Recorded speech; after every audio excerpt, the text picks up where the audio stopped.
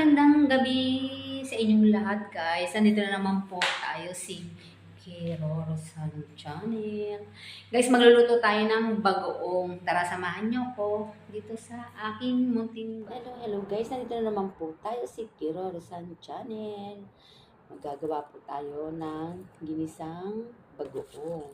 Meron po tayong bawang, sibuyas, kamatis, tsaka manok. Gagayatin ko lang po itong manok. Tapos, syempre, meron tayong main ingredient ay ang bagoong. Tara guys, tayo maghiwa na po ng ating bawang tsaka sibuyas. Masarap sana ito guys sa mangga. Sa mangga po masarap.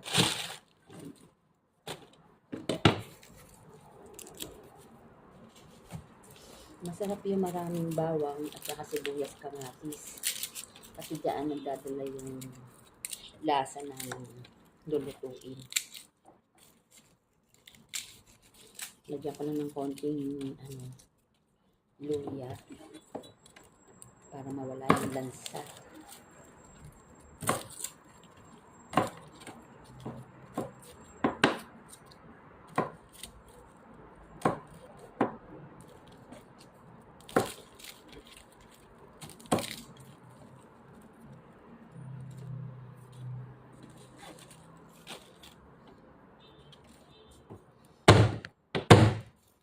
Siyempre, alam niyo naman kung paano gumawa nito ng hiwa-hiwain pa natin isa.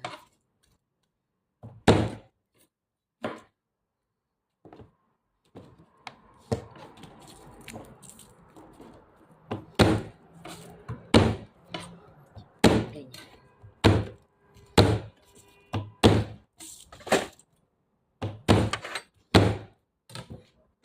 Siyempre, nasa sibuyas na tayo guys. Balik-balik din natin sa sibuyas.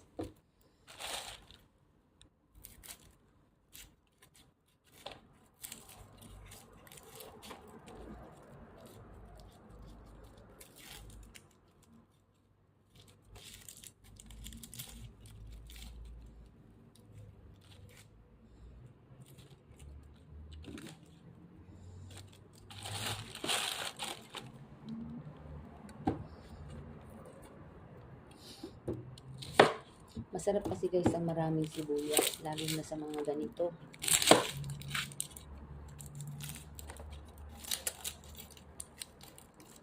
Kasi yan yung papasarap dyan.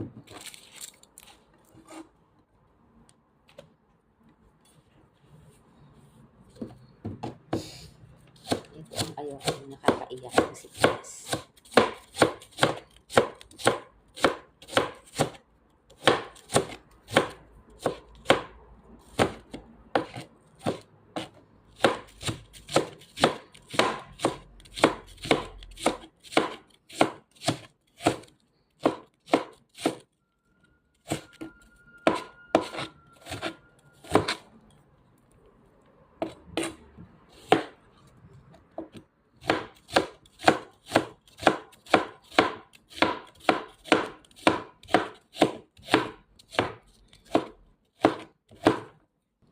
Siyempre guys, nandito na tayo ngayon sa ating kamatis.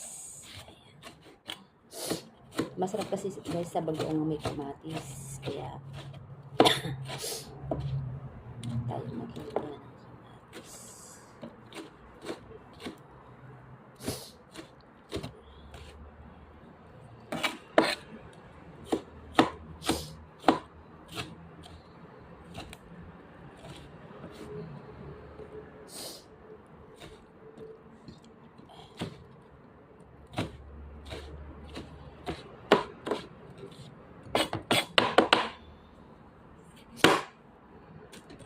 Dito naman tayo guys sa manok. Siyempre. May nakita tayo sa YouTube eh. Ganito daw. Ay, tabas. Tabasin natin ng konti.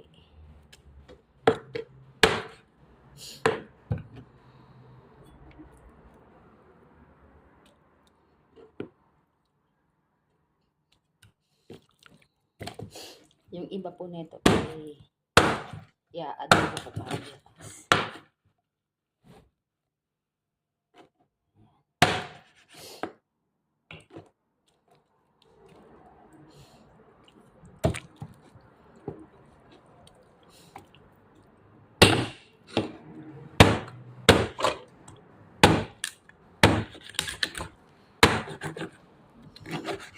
Natadong hindi tayo marunong guys mag-hiwa.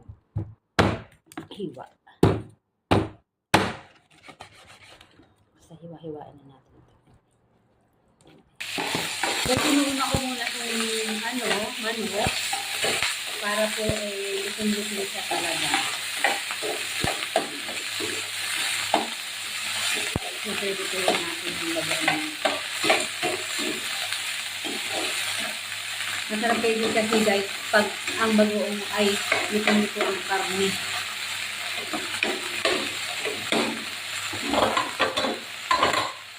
Ayan na guys, luto na yung ating manok.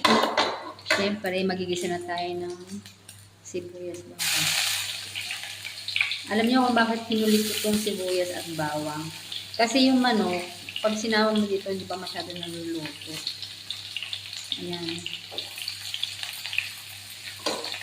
Ang sibuyas bawang, madali lang naman ito maluto. Masarap kasi yung luto na kasi sasama sa bago, diba?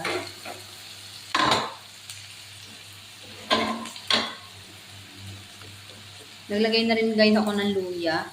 Ayan. Bagoong na may luya para mawala yung lansa.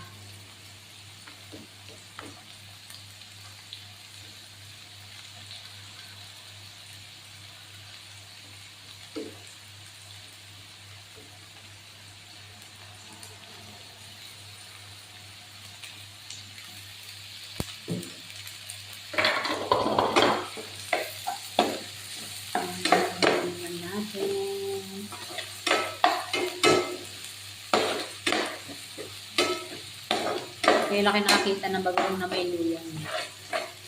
Para sa akin.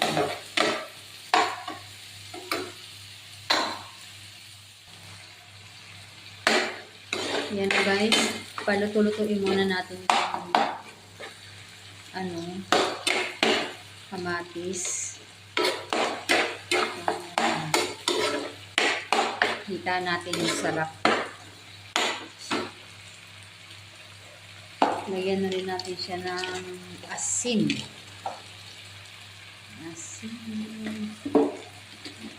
Naubos na pala itong asin ko. Konti lang kasi maalat na ng bagoong.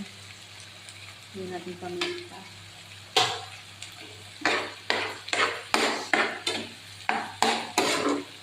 Mamaya ko na lagyan siya ng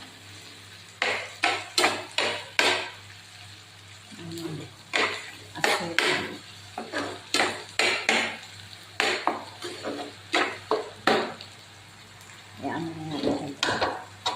Ayan guys, nilagyan na natin ang bagoong. Medyo sabi-sahin na natin ng kaunti.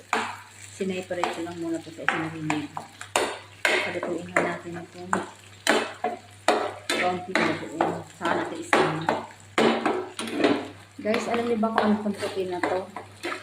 Asukal po ito para mawala yung alat na. Ngayon, isama na natin ito.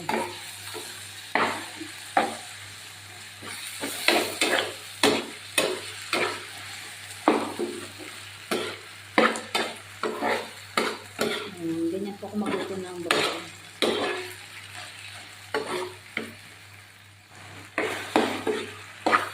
Ayan na guys, luto na po ang ating masarap na bagoong.